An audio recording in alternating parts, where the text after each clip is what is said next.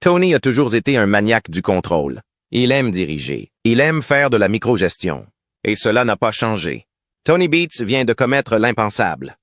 Il a secrètement espionné l'exploitation minière aurifère de son propre fils Kevin. Une légende minière comme Tony franchissant cette ligne est un choc. Mais cela ne s'arrête pas là. Kevin a découvert la vérité. Et désormais, les enjeux ne pourraient pas être plus élevés. Tony, le roi de l'extraction de l'or, n'a pas pu s'empêcher de garder un œil sur la mine de Kevin. Était-ce par amour, par inquiétude ou par pure compétition? Plongeons plus profondément dans ce drame familial où l'or, la confiance et l'héritage se heurtent et découvrons ce qui se passe ensuite. La famille. Querelle sous la surface dorée du Yukon. Le simple fait d'entendre son nom vous fait penser à des bulldozers, à des pépites d'or et à tout un tas de drames. Ce type est une légende dans le monde de l'exploitation aurifère, et pas seulement parce qu'il a le courage de prendre des risques dont la plupart des gens ne rêveraient même pas. Il est célèbre pour être bruyant, fier et toujours à la recherche du prochain gros score. Mais voici une tournure qui a pris tout le monde au dépourvu. Tony surveille son propre fils, Kevin Beats, et son exploitation minière. Oui, il espionnait la mine d'or de son enfant. C'est comme une querelle de famille impliquant beaucoup d'argent et de machines. Tony cache quelque chose de plus grand que l'or. Un secret qui pourrait ébranler l'héritage de Beats. Tony travaille dans ce métier depuis des décennies. L'homme mange, dort et respire de l'or.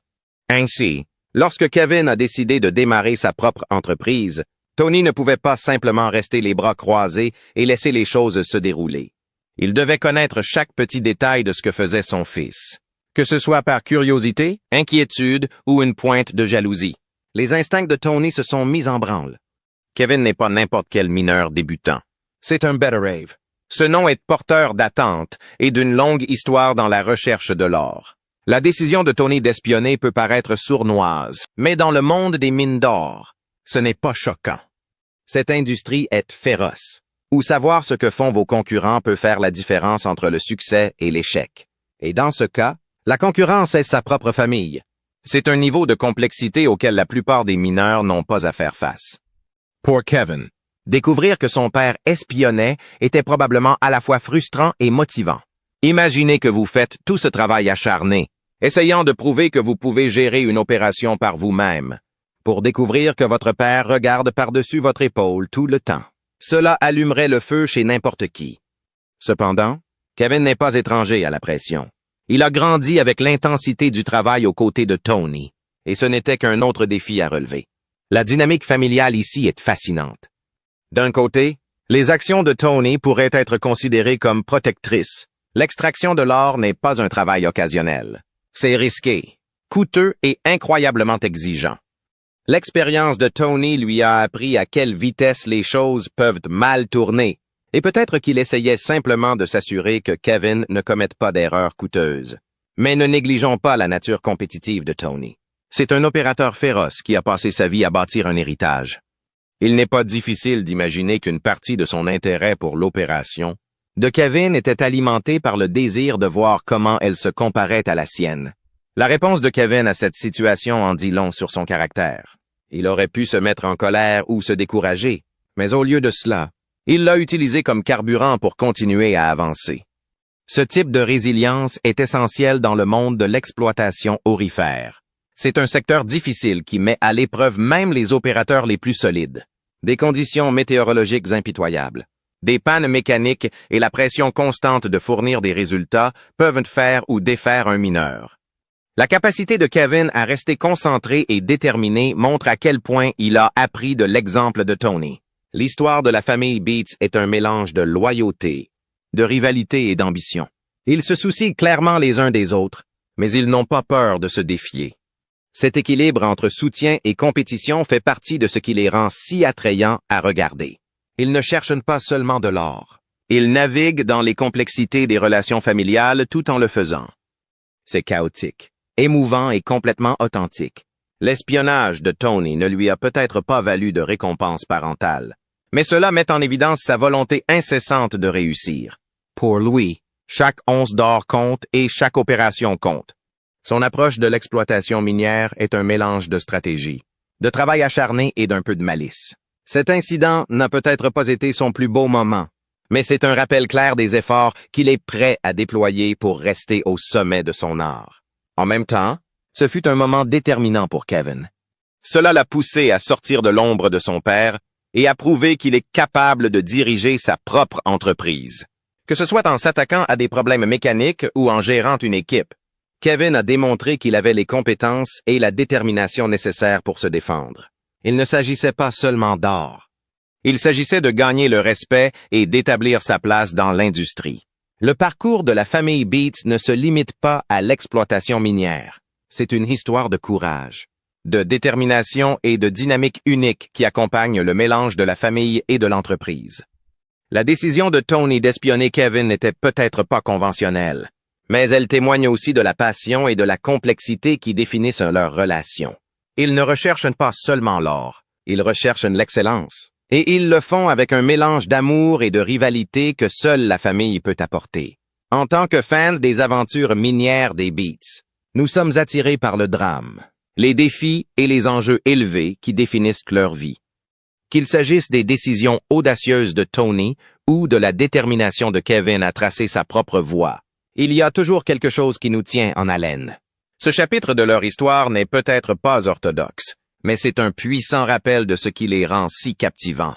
Ils ne cherchent pas seulement de l'or, ils explorent le cœur de ce que signifie être une famille dans un monde sous haute pression.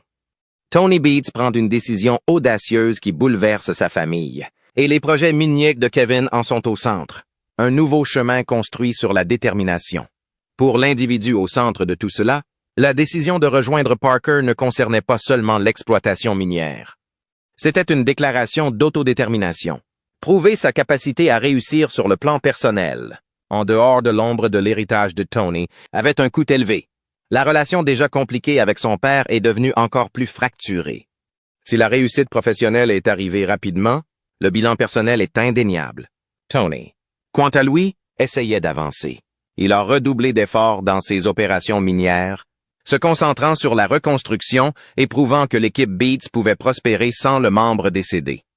Mais ses proches savaient que son absence avait laissé des traces. Tony était fier de sa capacité à affronter n'importe quelle tempête.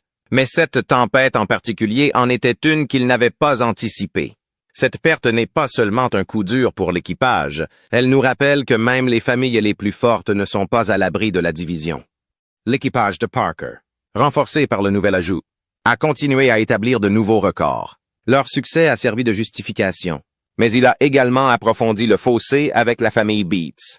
Tandis que l'équipe de Parker célébrait ses victoires, l'équipe de Beats persévérait, déterminée à prouver qu'elle pouvait encore concourir au plus haut niveau. La rivalité entre les deux équipes est devenue encore plus intense. Chaque total d'or et chaque revers étant scruté par les fans et les critiques. Cette histoire est celle de l'ambition, des conflits, et de la lutte pour trouver sa place dans un monde dominé par des personnalités plus grandes que nature. Cela nous rappelle que la loyauté est une arme à double tranchant et que la poursuite de l'indépendance a souvent un prix. La décision de partir n'a pas été facile, mais c'était une étape nécessaire vers la définition d'un nouvel héritage. Pour Tony, ce fut une leçon douloureuse sur les complexités de la famille et du leadership. Et pour Parker, il s'agissait d'un coup de maître stratégique qui a consolidé son statut d'opérateur parmi les plus avisés du secteur. Alors que la poussière retombe, l'avenir reste incertain. Le nouveau partenariat ne montre aucun signe de ralentissement. Mais les cicatrices laissées sur la famille Beats mettront du temps à guérir. Seul le temps pourra répondre à la question de savoir si cette décision sera finalement considérée comme un pari audacieux ou une trahison imprudente. Une chose est sûre. Dans le monde aux enjeux élevés de l'extraction de l'or, où des fortunes se gagnent et se perdent à chaque saison, le drame est loin d'être terminé. L'exploitation de l'or ne consiste pas seulement à devenir riche, c'est une marmite bouillonnante d'ambition brute, de machinerie lourde et de personnalités conflictuelles. L'émission de télé-réalité Gold Rush n'a jamais hésité à montrer à quel point cela peut devenir compliqué et dramatique lorsque l'on mélange des gens avec une fièvre pour l'or et une pression énorme. Au fil des saisons, la série a été témoin de nombreuses querelles enflammées, certaines explosives, d'autres mijotant sous la surface, mais toutes divertissantes à regarder. Ces tensions proviennent souvent de choses comme des pannes d'équipement, des cibles manquées ou simplement des personnalités qui ne s'entendent tout simplement pas. C'est le genre de drame qui tient les téléspectateurs en haleine. Mais pour les mineurs, c'est une dure réalité à laquelle ils ne peuvent échapper. Dès la première saison, l'équipage d'Hoffman a préparé le terrain pour montrer à quel point les choses pourraient devenir chaotiques. Dirigé par Todd Hoffman, ce groupe d'espoir était plein de rêves, mais peu d'expérience. Leur manque de savoir-faire s'est rapidement transformé en une recette pour le désastre, avec des pannes d'équipement constantes et de mauvais résultats miniers qui s'ajoutaient au stress. Les choses ont atteint un point d'ébullition lorsque Jim Dorsey et Greg Remsburg se sont affrontés d'une manière que personne ne pouvait ignorer. Les esprits se sont enflammés, les poings ont volé, et la sortie éventuelle de Dorsey ressemblait plus à une éruption qu'à une résolution. L'équipage est allé encore plus loin en démolissant sa cabine abandonnée, presque comme pour effacer les mauvaises ondes qu'il laissait derrière lui. Avance rapide jusqu'à la saison 7 et Dave Turin s'est retrouvé en désaccord avec Trey Paulson. Ce n'était pas seulement un léger désaccord. C'était une véritable bataille d'ego qui a dégénéré en une véritable bagarre. Turin, chargé de gérer une équipe, a fini par fournir du matériel pour l'opération la plus réussie de Paulson. Le déséquilibre des succès était déjà assez grave, mais lorsque leur frustration s'est transformée en coup de poing, il est devenu clair que travailler ensemble n'était plus une option. Après des années de fidélité à l'équipe Hoffman, Turin s'est éloigné, marquant la fin d'une époque pour l'un des joueurs les plus constants de la série. Les rivalités naissent des conflits d'idées et de fierté, laissant des traces à la fois dans la vie professionnelle et personnelle. Les luttes de pouvoir de la ruée vers l'or. Une autre querelle légendaire a été la lutte de pouvoir en cours entre Parker Schnabel et Tony Beats. Schnabel, le jeune homme en vogue, considérait initialement Beats comme un mentor. Cependant, le style pragmatique et les attentes exorbitantes de Beats ont rendu leur relation plus combustible que collaborative. Au fil des années, leurs différends sont passés du mentorat personnel à des rivalités professionnelles autour de l'accès aux terres et aux redevances, déclenchant des affrontements constants. La saison 8 a vu l'une de leurs plus grandes confrontations, lorsque Beats a débranché l'usine de lavage de Schnabel, utilisant son autorité comme une arme. Schnabel a riposté à sa manière en déversant l'excès de terre sur les terres de Beats, prouvant ainsi qu'il ne se laisserait pas bousculer si facilement. Leur relation, marquée par un respect réticent et des frictions constantes, reste l'une des dynamiques déterminantes de la série. Les tensions ne se limitent pas aux rivalités entre équipages. Même au sein du camp Hoffman, le conflit semblait inévitable. Dans la saison, un Dakota Fred Hurt a rejoint l'équipe et a immédiatement frotté les gens dans le mauvais sens. Son langage acéré et son attitude critique ne convenaient pas, en particulier à James Harness, qui devint une cible fréquente des critiques de Fred. La tension entre eux a brisé la fragile unité du groupe, créant une poudrière qui semblait prête à exploser à tout moment. Puis, dans la saison 3, le comportement arrogant de Dustin Stans en tant que contremaître a conduit à une nouvelle série de luttes intestines. Son attitude a poussé la patience de l'équipage à bout, l'obligeant à manger une humble tarte et à s'excuser juste pour continuer l'opération. La saison 11 a apporté une nouvelle tournure avec Fred Lewis et son équipe de vétérans militaires. Même si leur camaraderie était admirable, le stress de l'extraction de l'or a mis à l'épreuve même leurs liens les plus solides. Un moment marquant a été celui où Lewis s'est heurté à Johnny Stans sur des décisions cruciales, déclenchant une dispute qui a menacé de faire dérailler les efforts de tout l'équipage. Lewis est parti en trombe, frustré, laissant le reste de l'équipe se demander s'il pourrait même tenir le coup. Les pressions exercées par l'exploitation de l'or ont prouvé une fois de plus qu'aucune fraternité ne pouvait protéger complètement un groupe des conflits internes. Les luttes pour le leadership ont également alimenté de nombreux drames au fil des ans. Parker Schnabel, souvent le plus jeune patron sur place, a dû faire face à sa part de résistance de la part des membres d'équipage plus âgés et plus expérimentés. Son style de gestion agressif et sa volonté incessante d'atteindre les objectifs n'ont pas toujours bien fonctionné, conduisant à des conflits notables comme celui avec Dean Toshak dans la saison 9. La frustration de Toshak face aux méthodes de Schnabel a mis en évidence les défis de diriger une équipe où l'expérience et la jeunesse s'affrontaient souvent. Sure. Ces moments ont souligné à quel point il est difficile de concilier ambition et travail d'équipe dans un contexte aux enjeux aussi élevés. La pression financière est une autre source constante de friction. La saison 10 a vu Rick Ness aux prises avec des dettes croissantes et une série de pannes d'équipement. Le stress lié à la recherche de l'or avec des ressources en diminution a créé une atmosphère tendue, avec des désaccords sur les priorités et les stratégies qui bouillonnaient à la surface. Pendant ce temps, les projets d'expansion ambitieux de Tony Beat ont souvent conduit à des conflits au sein de sa propre famille. Alors qu'il faisait pression pour des opérations de dragage de plus grande envergure, la pression s'est répercutée sur son équipage, y compris sur ses propres enfants. Kevin Beats, en particulier, s'est retrouvé en contradiction avec les exigences incessantes de son père. Une dynamique qui s'est jouée de façon dramatique au cours de la saison 15 lorsque Kevin s'est aventuré seul. Leur lutte de pouvoir et leurs conflits personnels ont ajouté un autre niveau d'opération complexe et déjà volatile. Les drames familiaux ne se limitaient pas au clan Beats, même s'ils occupaient souvent le devant de la scène. La tension entre Tony et Kevin symbolisait les défis plus larges liés à la mixité professionnelle et familiale. Qu'il s'agisse de contrôle, d'ambition ou simplement de visions différentes de l'avenir.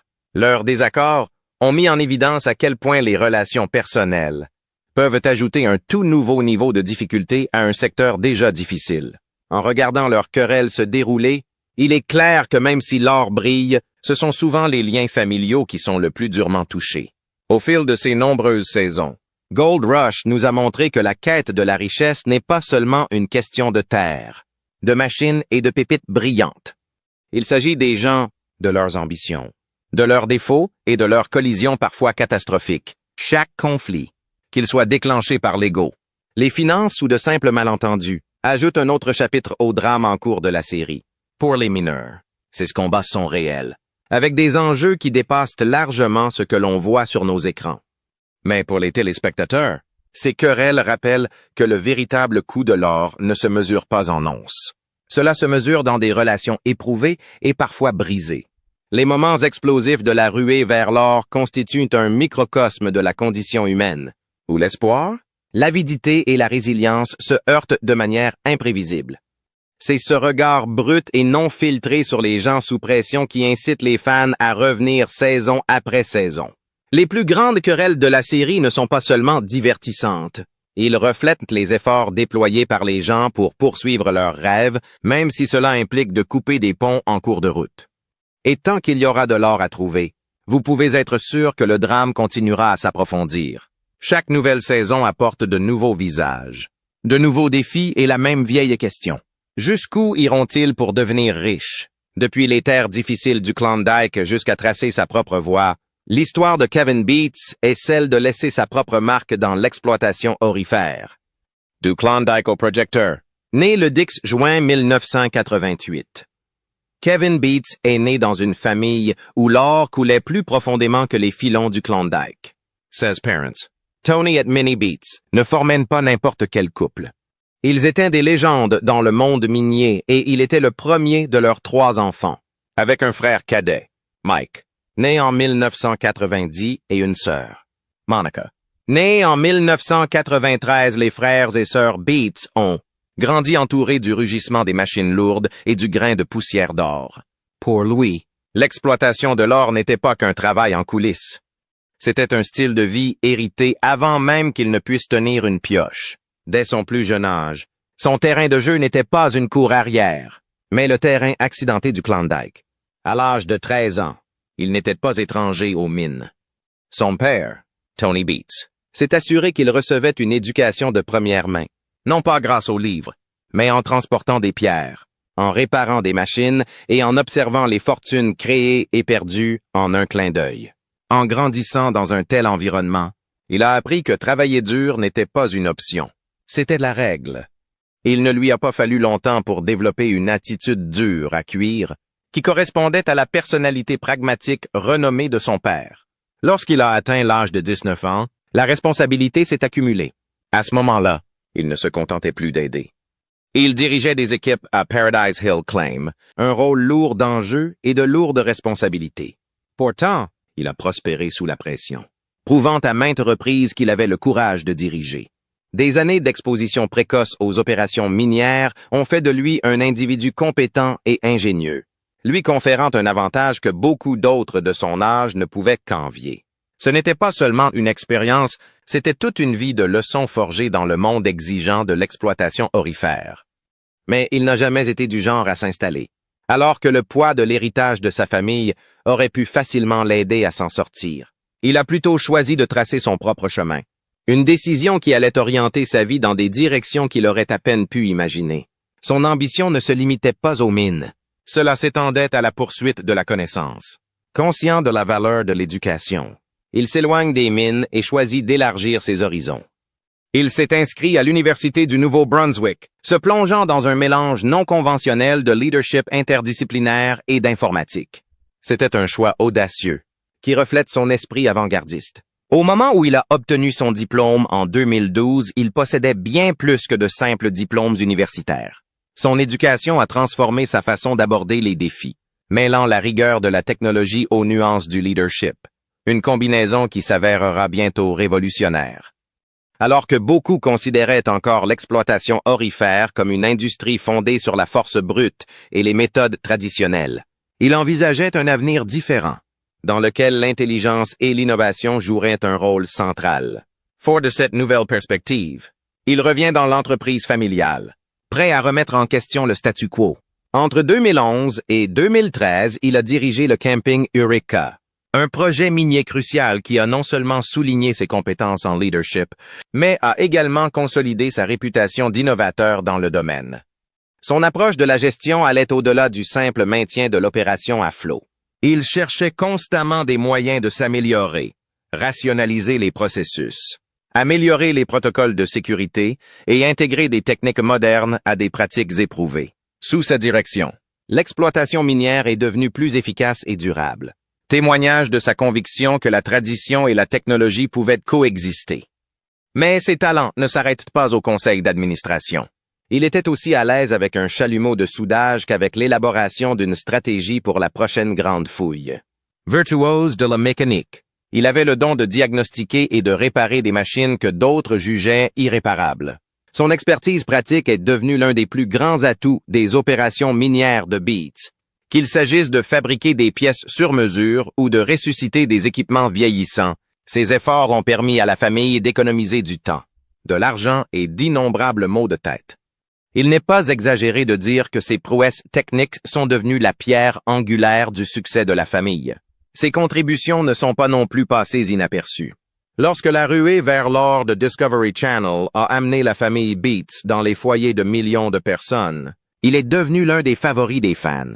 Les téléspectateurs ont été attirés non seulement par ses compétences et son dévouement, mais également par sa volonté de faire avancer l'industrie. À l'écran, il était un défenseur acharné de la modernisation, défendant une technologie de pointe et des pratiques plus sûres et plus efficaces. Sa vie personnelle reflète sa ténacité professionnelle. Il a trouvé une partenaire en la personne de Faith Ting, une femme qui partageait non seulement sa passion pour l'exploitation minière, mais qui correspondait également à son éthique de travail inébranlable. Ensemble, ils ont parcouru le monde aux enjeux élevés de l'exploitation aurifère, prouvant qu'une vision partagée et un soutien mutuel pouvaient le conduire au succès à la fois à l'écran et en dehors. Leur partenariat n'était pas seulement une question de travail. C'était un témoignage de son engagement à construire une vie pleine de sens à tous égards. Grâce à son courage, sa détermination et une quête inlassable d'amélioration, il a créé une histoire qui était tout sauf ordinaire. D'un adolescent apprenant les ficelles du métier dans les mines à un diplômé universitaire remodelant l'entreprise familiale. Son parcours a été marqué par la résilience et l'innovation. Il a démontré que l'exploitation minière ne se résume pas à la simple recherche de l'or. Il s'agit d'évoluer, de s'adapter et de s'efforcer d'obtenir le meilleur. Alors qu'il se trouve à l'aube du prochain chapitre, la question persiste. Sa décision de collaborer avec Parker est-elle une étape audacieuse vers un avenir meilleur? Ou est-ce une trahison de l'héritage familial? Partagez vos réflexions ci-dessous et n'oubliez pas d'aimer, de commenter et de vous abonner pour plus d'histoires, de détermination et d'ambition.